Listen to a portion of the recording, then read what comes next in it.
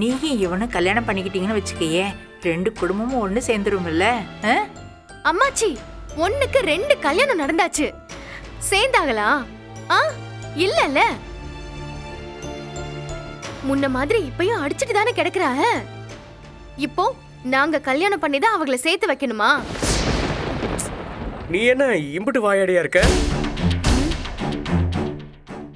வாய மூடி சொன்னதெல்லாம் கேட்டதுக்கு தான் நல்ல பாடம் கத்து கொடுத்துட்டீங்களே. நான் பண்ணதெல்லாம் தப்புன்னு உணர்ந்துட்டேன். உணர்ந்தா உங்களுக்கு நல்லது. இங்க பாருங்க அம்மாச்சி, இந்த வேலையை இதோட நிறுத்திக்கோங்க. இதுக்கு மேல உங்க பேரனுக்கு நீங்க வக்காலத்து வாங்கிட்டு வந்தா அப்பா கிட்ட சொல்லிடுவேன் நானு. நான் தர்மகத்தா கிட்ட பேசணுமா? வாங்க, சேர்ந்தே போய் அவங்கள பார்க்கலாம். வாங்க வாங்க அம்மாச்சி. அரசி ரொம்ப பிடிவாதக்காரியா இருக்காளேடா. விட மாட்டா போல. அம்மாச்சி, அத வந்துட்டேன் வரேன்டா. சரி அப்பா.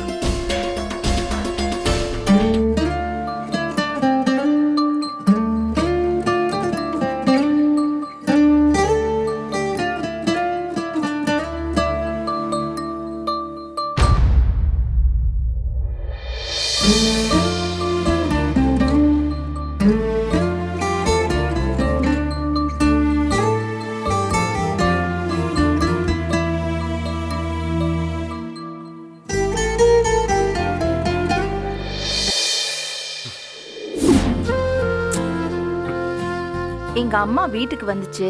எனக்கும் பேச்சு துணைக்கு ஒரு ஆள் இருக்கும்னு பார்த்தேன். கோயிலுக்கு போறேன், தெரிஞ்சவங்க வீட்டுக்கு போறேன்னு எங்கேயாவது போயிடுறாங்க. போதாததுக்கு இந்த அரசி வேற கூட கூட்டிட்டு போயிடுறாங்க. வீட்டுல தனியா இருக்க என்னமோ மாதிரி இருக்கு.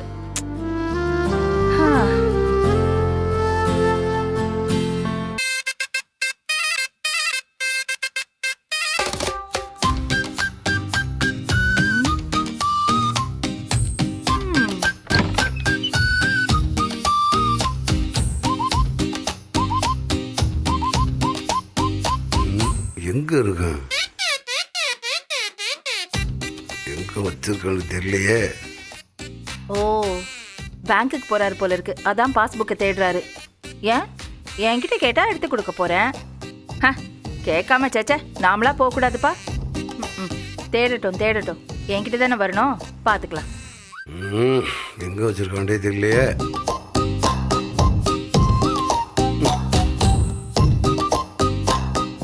போறோம்.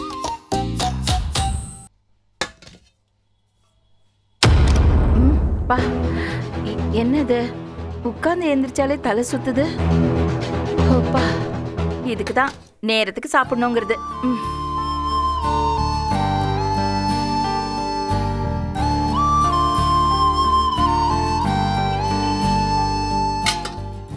ஏதாவது ஒரு செவலக்குள்ள ஒளிச்சு வச்சிருப்பா.